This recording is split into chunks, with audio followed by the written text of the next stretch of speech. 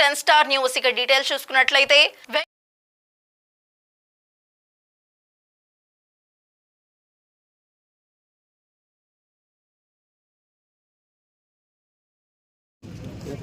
ఈరోజు నామినేషన్ ఇచ్చి వచ్చినటువంటి ప్రతి ఒక్కరు కూడా పేరు పేరున పాదాబంధనం చేస్తూ ఊహించిన విధంగా వెంకటగిరిలో ఈరోజు నామినేషన్కి దగ్గర 40-50 వేల మంది రావడం అనేది చాలా విశేషం. నామినేషన్ చాలా బాగా జరిగింది, దిగ్విజయంగా జరిగింది. అందుకనే ప్రజలందరూ కూడా ఈరోజు ఈ రాష్ట్ర పరిపాలన చూసి ప్రతి ఒక్కరు కూడా రాక్షస పరిపాలన కావాలా, సుపరిపాలన కావాలా ప్రజలు తేల్చుకోవాలి.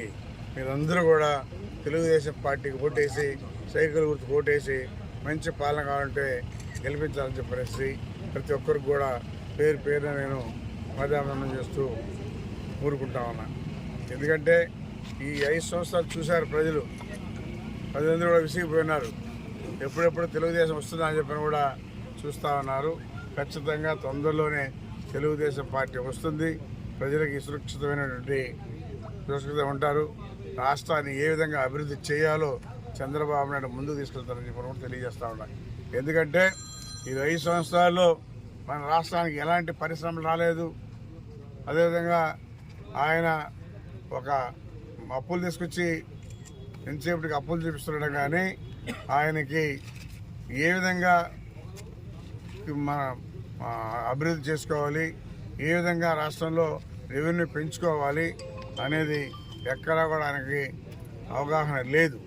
అందుకని చంద్రబాబు నాయుడు అయితే దాన్ని ఏ విధంగా క్రియేట్ చేయాలో ఒక పక్క అభివృద్ధి, ఒక పక్క సంక్షేమం అన్ని రకాలకు కూడా ఆయన చేసుకుంటూ అప్పులు కూడా కంట్రోల్ చేసుకుంటూ అభివృద్ధి చేసినటువంటి ముఖ్యమంత్రి చంద్రబాబు నాయుడు.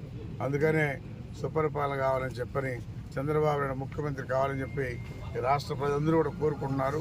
ఖచ్చితంగా రేపు జరగబోయే ఎన్నికల్లో సైకిల్ గుర్తుకు ప్రతి ఒక్కరు ఓటేసి గెలిపిస్తున్నారు. అందరూ కూడా బీజేపీ, జనసేన, తెలుగుదేశం 3 పార్టీలు ఏకమై ఒక రాక్షసుడిని ఇంటికి పంపించేదానికి సిద్ధంగా ఉన్నారని చెప్పి కూడా తెలియజేస్తా ఉన్నా.